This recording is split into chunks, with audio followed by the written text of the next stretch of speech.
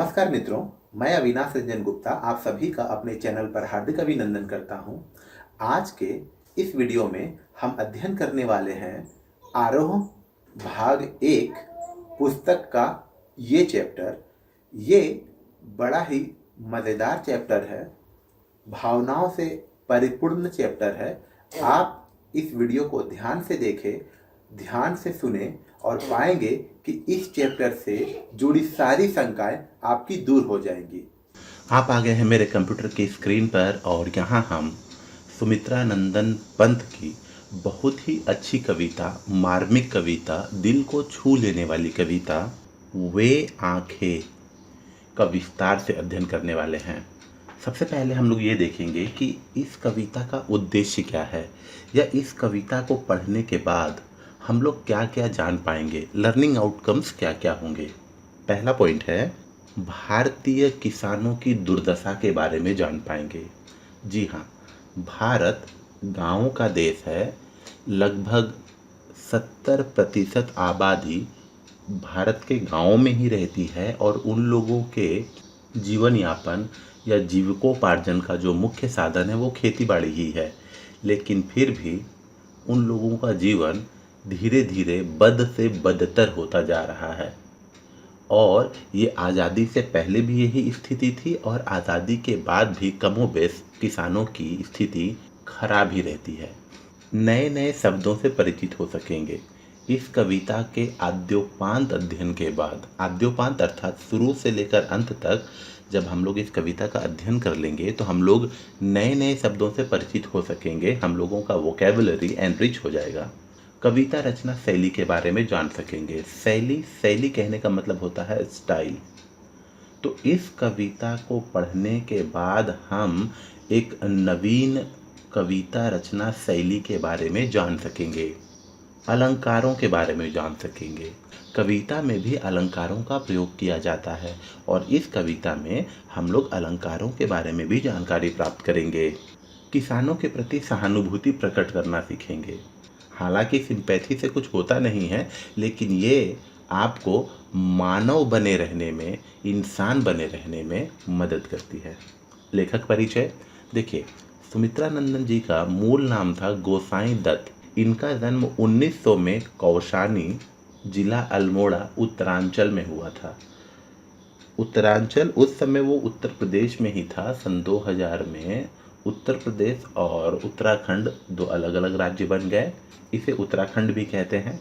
और इनकी बहुत सारी रचनाएं हैं, बहुत ही सारी रचनाएं, जैसे वीणा, ग्रंथि, पल्लव, गुंजन, युगवाणी, ग्राम्या, चिदम्बरा, उत्तरा, स्वर्ण किरण, कला और बूढ़ा चांद, लोकायतन। और इन्हें प्रकृति के सुकुमार कवि के नाम से भी जाना जाता है। इन्हें पद्म भूषण, साहित्य अकेदमी पुरस्कार, भारतीय ज्ञानपीठ पुरस्कार, सोवियत लैंड नेहरू पुरस्कार भी मिल चुका है। अब हम लोग आते हैं पाठ की पृष्ठभूमि या कविता की पृष्ठभूमि। ये जो कविता है उस कविता का बेस क्या है, उस कविता का बैकग्राउंड क्या है, कविता किस पर लिखी गई है और उस कविता में क्या कहा गया है, इसको हम लोग ब्रीफली या संक्षिप्त में यहाँ देखते हैं। भारत गांव का देश है और गांव में जीविका का मुख्य साधन है खेतीबाड़ी, फार्मिंग। परंतु किसान प्रतिदिन के कठिन परिश्रम के बाद भी प्रकृति के कोप का भाजन कहने का मतलब हो गया कि कभी अनावृष्टि अर्थात बारिश ही नहीं होती, कभी अतिवृष्टि, कभी मौसम और दूसरे तरीके से खराब हो जाता है। तो इस तरीके से वो प्रकृति के कोप का भाजन बनता है। महाजन और जमींदार के घोर अत्याचारों के पात्र बनते हैं। महाजन जो इंटरेस्ट में पैसे देते हैं और जमींदार जो मतलब जमींदारी करते हैं, इनसे लगान लेते हैं, उनके अत्याचारों के पात्र बनते हैं। ये दुखद स्थिति आज़ादी से पहले चली आ रही है, जो आज़ादी के बाद भी कमोबेश उसी रूप में विद्यमान है। तो ये जो कविता लिखी गई है वो आज़ादी से पहले लिखी गई है, लेकिन स्थिति किसानों की आज भी दयनीय है। सरकार द्वारा इनकी सुध हर 5वें वर्ष में ही ली जाती है। ठीक है, बड़े बड़े वायदे किए जाते हैं और इनके भले के लिए जो वायदे किए जाते हैं वे कागजी होते हैं, अर्थात वो वादे कागज तक ही सीमित होकर रह जाते हैं। कविता की पंक्तियां कुछ इस प्रकार है।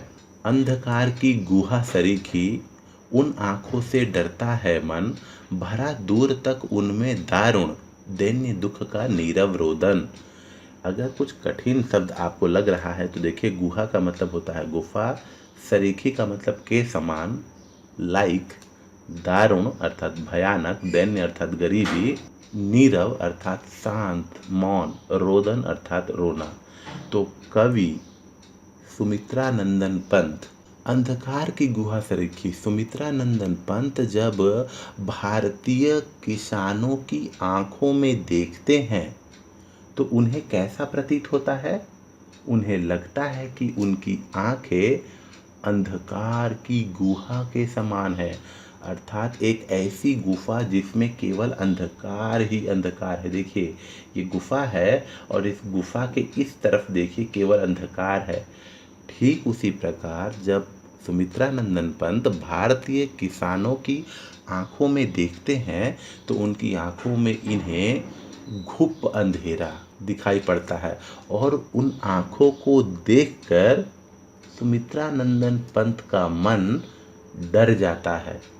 क्यों डर जाता है? देखिए, भरा दूर तक उनमें दारुण, मतलब उनकी आंखों में दूर दूर तक भयानक गरीबी, दुख और मौन रुदन या चुपचाप रोने के सिवाय, सिसकियां बहाने के सिवाय और कुछ नहीं है। देखिए, नॉर्मली आप किसी की आंखों को देखकर ये पता लगा सकते हैं कि वो सुखी है, वो दुखी है, उसमें जोश है, वो उदास है, वो निराश है, वो हताश है। केवल आंखों को देखकर पता लगा सकते हैं। और अपनी पहली पंक्तियों की शुरुआत सुमित्रा नंदन किसान की आंखों को देखकर करते हैं कि उनकी आंखों को देखकर ही ये अनुमान लगा लेते हैं कि उनकी आंखों में बहुत अंधकार है, रोना है, दुख है, गरीबी है, और ये सब कैसा है? भयानक है।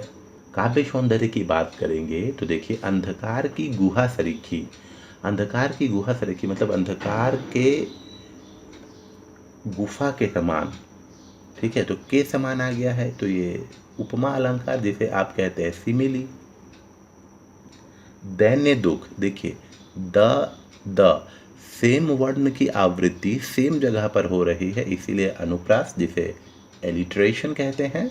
और संस्कृत निष्ठ शब्दावली, ये भी काव्य सौंदर्य में आएगा क्योंकि इसमें संस्कृत के शब्दों का प्रयोग ज़्यादा है, जैसे दैन्य, जैसे नीरव, जैसे दारुण, ठीक है, जैसे अंधकार। तो ये देखते हैं हम लोग, संस्कृतनिष्ठ शब्दावली है। अब आते हैं अगली पंक्तियों पर। वह स्वाधीन किसान रहा, अभिमान भरा आँखों में इसका, छोड़ उसे मझधार आज, संसार कगार सदृश बह खिसका। कुछ भी कठिन वर्ड, जैसे स्वाधीन का मतलब आज़ाद, अभिमान मतलब गर्व, मझधार धारा के बीच में, कगार किनारे, सदृश समान, खिसका अलग हो जाना। देखिए, पहले यहाँ एक चित्र देखिए, ये अगर आप इस चित्र को देख रहे हैं तो इसका किनारा धंस रहा है। जो इसका किनारा है, देखिए यहाँ से वो धंस रहा है। ठीक है, तो कवि कहते हैं कि किसानों की स्थिति हमेशा से ऐसे नहीं थी। किसान हमेशा से ऐसे नहीं थे। अगर किसानों की स्थिति हमेशा से खराब रहती तो भारत की 70% आबादी खेतीबाड़ी के काम पर डिपेंड या निर्भर होती ही नहीं। इसका मतलब ये होता है कि जब मेजॉरिटी के लोग काम कर रहे हैं तो किसानों की स्थिति पहले बेहतर हुई होगी। वह स्वाधीन किसान रहा, मतलब पहले किसान की स्थिति ठीक रही होगी, उसकी आंखों में अभिमान भरा होगा, गर्व होगा कि हाँ मैं किसान हूँ, इस बात की खुशी होगी कि मैं लोगों का उदर पोषण करता हूँ, लोग मुझे अन्नदाता कहते हैं। इस बात को लेकर वो बहुत खुश होता होगा, उसकी आंखों में इस बात का गर्व होगा, अभिमान होगा, इस बात की खुशी साफ झलक रही होगी। लेकिन समय के बदलते क्रम में आज उसका अभिमान, आज उसका गर्व, आज उसकी खुशी मझधार के बीच में छोड़कर चला गया और किसान बेचारा मझधार में फंसा हुआ है। और उसकी स्थिति कैसी हो गई है? उसकी स्थिति ऐसी हो गई है, नदी में ज़्यादा जल भराव हो जाने के कारण या नदी में जल भर जाने के कारण जिस प्रकार किनारा खिसक कर नदी में गिरने लगता है, वैसे ही इस किसान का अभिमान भी खिसक खिसक कर बहने लगा है, दूर जाने लगा है, विलीन होने लगा है। काव्य सौंदर्य पर अगर हम लोग विचार करें तो देखिए, कगार सदृश, सदृश का मतलब होता है के समान, तो के समान मतलब क्या हो गया, सिमिली, लाइक, तो ये उपमा अलंकार। संसार कगार, देखिए दोनों शब्दों के अंत में र आया है, ठीक है, इसीलिए इसे हम लोग कहते हैं अनुप्रास, अंग्रेजी में एलिट्रेशन। अब आते हैं अगली पंक्तियों की ओर। लहराते हुए खेत दृगों में हुआ बेदखल वह अब जिनसे, हंसती थी उसके जीवन की हरियाली जिनके तृण तृण से। कठिन शब्दों के अर्थ दिए गए हैं। लहराते अर्थात झूमते दृगों में, आंखों में बेदखल, अधिकार से वंचित करना, तृण तृण, तिनका तिनका। अब यहाँ कवि कहते हैं कि एक समय ऐसा था जब किसानों की आंखों में उसके लहराते खेत दिखाई पड़ते थे और उस दृश्य को देखकर वो बड़ा खुश होता था। मान लीजिए अगर आप भी कुछ काम करते हैं, मान लीजिए आप व्यापार करते हैं, तो जब आप अपनी आंखों में अपने व्यापार के उस दौर को लाते होंगे जब आपका व्यापार बहुत अच्छा चल रहा होगा, तो आपको खुशी मिलती होगी, बड़ा मज़ा आता होगा, आनंददायक वह दृश्य होगा। ठीक उसी प्रकार यहाँ कवि कह रहे हैं कि लहराते हुए खेत दृगों में, किसानों के आंखों में उसके हरे भरे खेतों के दृश्य आ जाते हैं। हुआ बेदखल वह अब जिनसे, लेकिन अब उसके खेत उसके अपने नहीं रहे, उन्हें उसके ही खेत से बेदखल कर दिया गया है। अधिकारों से वंचित कर देना मतलब किसान के अपने खेत अब किसान के अपने ना रहे। हंसती थी उसके जीवन की हरियाली जिनके तृण तृण से, हंसती थी जिनके जीवन से अर्थात उसके खुश रहने का, उसके जीविकोपार्जन का, लाइवलीहुड का जो आधार था वो और कुछ नहीं बल्कि खेती ही थी, और खेती से ही उसके परिवार का पोषण होता था, उसका घर बार चलता था, लेकिन अब वह उनसे बेदखल हो गया। अब अगर हम लोग इसके मूल में जाएं या इसके थीम में जाएं तो हम लोग जान पाएंगे कि वो बेदखल किस प्रकार हुआ। उसने महाजन से कुछ पैसे लिए थे, क्योंकि ये जीवन है और जीवन में 10 तरह की समस्याएं आती हैं। आप भी याद रखिए, ये जो आपका जीवन है ये कभी भी प्रॉब्लम फ्री नहीं हो सकता। इस जीवन में प्रॉब्लम आएंगी ही आएंगी। तो किसान के जीवन में भी कुछ समस्या आई थी और उन समस्याओं को सॉल्व करने के लिए इस किसान ने महाजन से पैसे सूद में या इंटरेस्ट में लिए थे या ब्याज में लिए थे, और वह उन पैसों को सही समय पर नहीं चुका पाया। इस वजह से उससे उसके ही खेतों से बेदखल कर दिया गया है। हम लोग अगली पंक्तियों में इस पर ध्यान देंगे, इस पर और विस्तार से पढ़ेंगे। काव्य सौंदर्य की बात करें तो देखिए, जीवन की हरियाली, जीवन की हरियाली कल्पना की गई है, इसलिए रूपक अलंकार, मेटाफर। तृण तृण एक ही शब्द जब एक बार और उच्चरित हो जाता है तो वहाँ पुनरुक्ति प्रकाश अलंकार होता है। भाषा सरल और सुबोध है, ये भी काव्य सौंदर्य में आएगा। अगली पंक्तियाँ बहुत ही करुणा से भरी है, मार्मिक है, दुखद है। आँखों ही में घूमा करता वह उसकी आँखों का तारा, कारकुनों की लाठी से जो गया जवानी ही में मारा। देखिए, आँखों का तारा ये एक मुहावरा है जिसका अर्थ होता है बहुत प्यारा।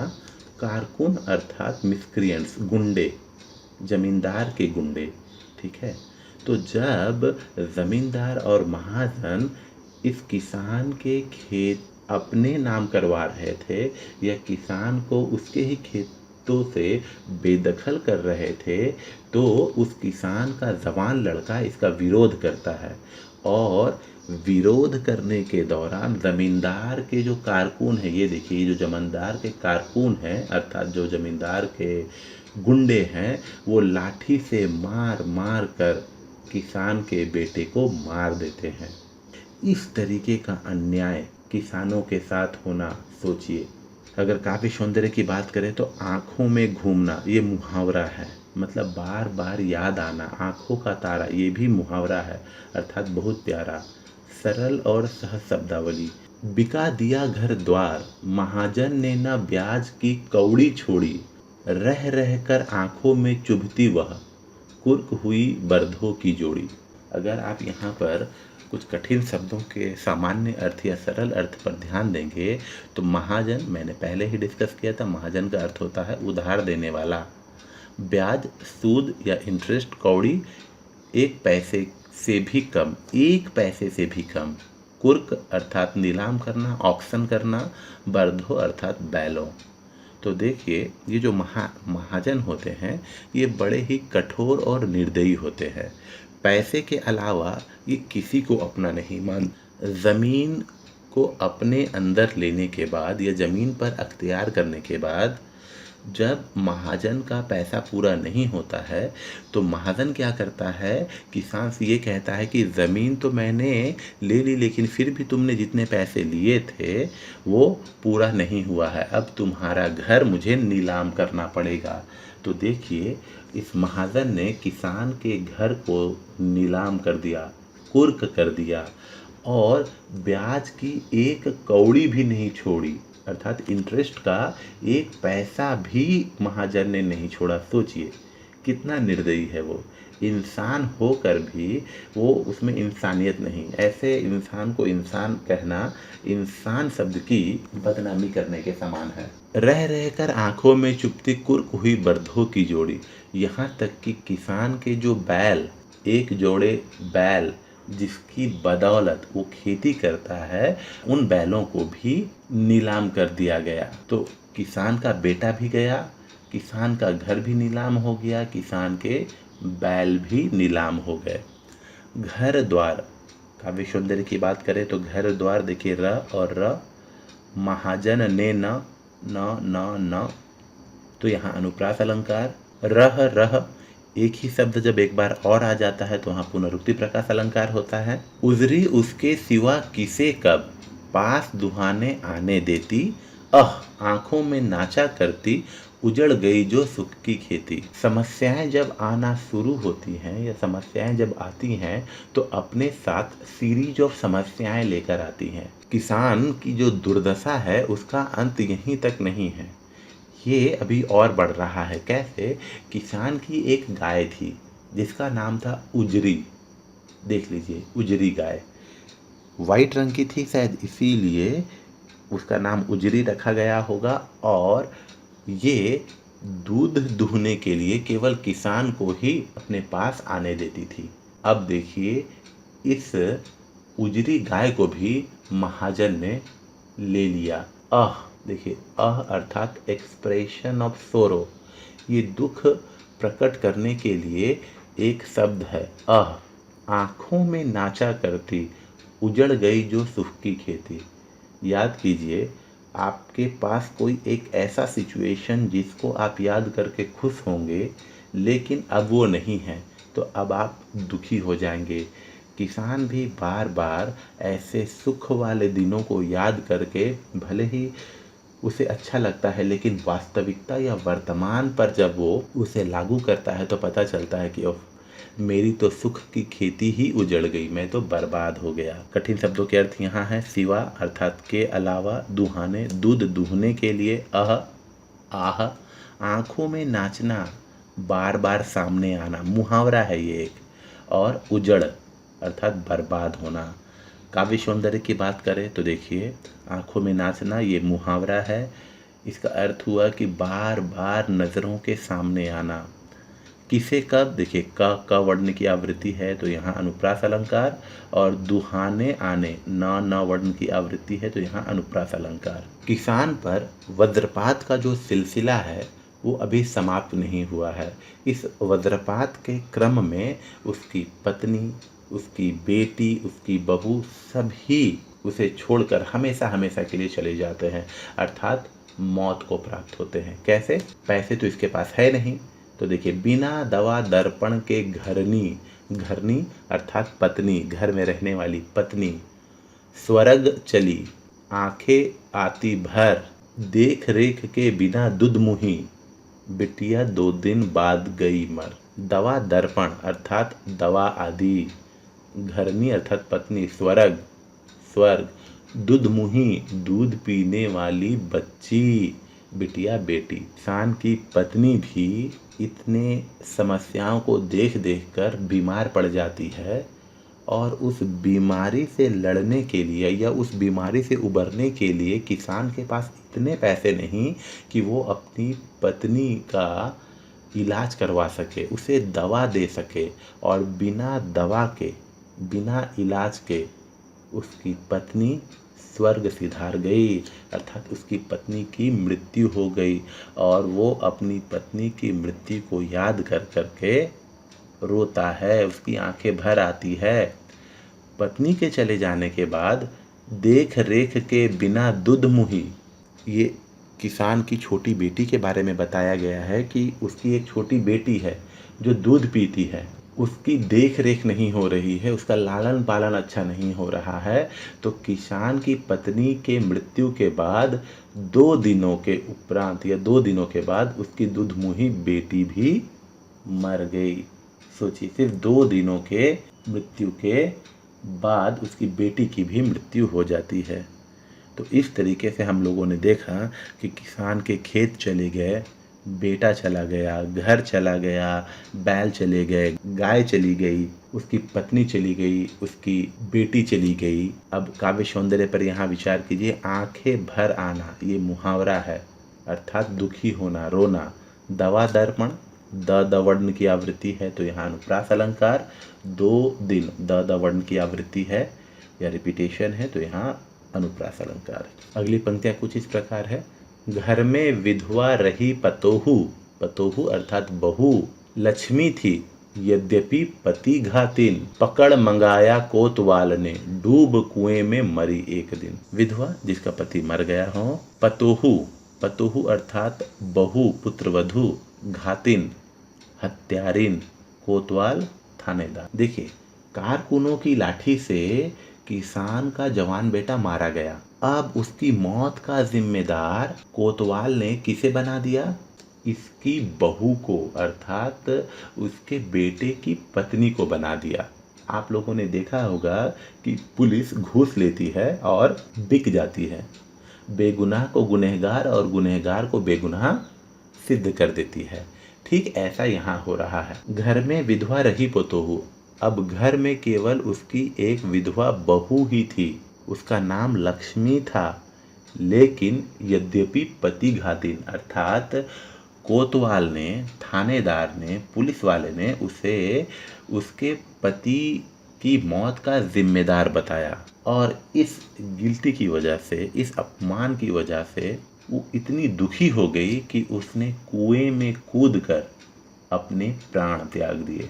अगर आप काव्य सौंदर्य की बात करें तो देखिए, करुण रस की जो अभिव्यक्ति हुई है वह अद्वितीय है।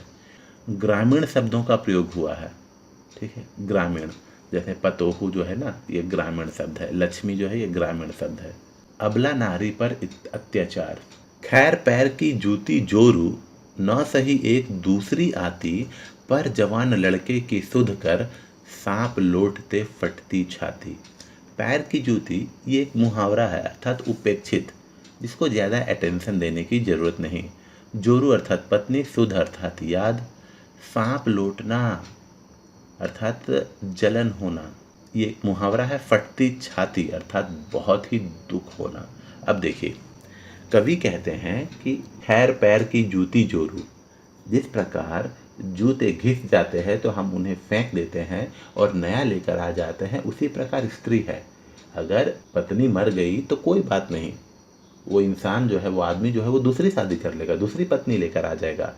ना सही एक दूसरी आती, पर जवान लड़के की सुध कर, लेकिन जवान लड़का चला गया, कारकुनों की लाठी से मार खा खा कर मर गया। जब वो अपने जवान लड़के को याद करता है, सांप लौटते याद करता है, तो उसकी छाती फटती है, अर्थात उसे बहुत पीड़ा होती है, बहुत कष्ट होता है, और ये कष्ट आंतरिक कष्ट है। तो यहाँ किसान जब जब अपने जवान लड़के की सुध लेता है या याद करता है, तो उसे बहुत ही पीड़ा होती है, बड़ा कष्ट होता है। काव्य सौंदर्य देखिए, सांप लौटना, छाती फटना, ये मुहावरे हैं, अर्थात दुखी हो जाना। खैर पैर देखिए, र की आवृत्ति यहाँ हो रही है तो अनुप्रास अलंकार। जूती जोरू, ज की आवृत्ति हो रही है तो यहाँ पर अनुप्रास अलंकार। अंतिम पंक्तियाँ, पिछले सुख की स्मृति आंखों में क्षण भर एक चमक है लाती, तुरंत शून्य में गढ़ वह चितवन, तीखी नोक सदृश बन जाती। कठिन शब्दों के अर्थ देखिए, स्मृति अर्थात याद, क्षण अर्थात पल, मोमेंट, तुरंत अर्थात तुरंत, शून्य अर्थात आकाश, तीखी अर्थात कड़वी, नोक सदृश अर्थात कांटे के समान। यहाँ एक शब्द छूट गया है, वो मैंने टाइप नहीं किया शायद, एक है चितवन। ठीक है, इस चितवन का मतलब होता है दृष्टि, नज़र। ठीक है, ओके। तो अब हम लोग इसे समझने की कोशिश करते हैं। पिछले सुख की स्मृति आंखों में क्षण भर एक चमक है लाती। जब किसान अपने पिछले दिनों को याद करता है कि अपनी खेती थी, उसका जवान लड़का था, उसकी पत्नी थी, दुधमुही बच्ची थी, बैल थे, तो उन दिनों को याद करने के बाद इसकी आंखों में एक चमक आती है। ये खुश हो जाता है कि हाँ, मैं पहले बहुत खुश हुआ करता था, लेकिन तुरंत शून्य में गढ़ वह चितवन। शून्य अर्थात आकाश में, आप यहाँ देख सकते हैं जो किसान है वो आकाश की ओर देख रहा है। तुरंत शून्य में गढ़ वह चितवन, तुरंत ही वह दृष्टि शून्य की ओर देखने लगती है, आकाश की ओर देखने लगती है। तीखी नोक सदृश बन जाती। तीखी नोक अर्थात कोई नुकीला चीज, ठीक है, कोई सार, कोई चोक चीज, जैसे आंखों में कोई चुभो रहा हो, इतना दर्द होने लगता है वर्तमान के सिचुएशन को देखकर। तो कवि इन पंक्तियों में ये कह रहे हैं कि किसान जब अपने पिछले दिनों को याद करता है तो बड़ा खुश हो जाता है, लेकिन तुरंत जब वह शून्य में देखता है, आकाश में देखता है, तो उसे लगता है कि अरे यार कितनी पीड़ा है।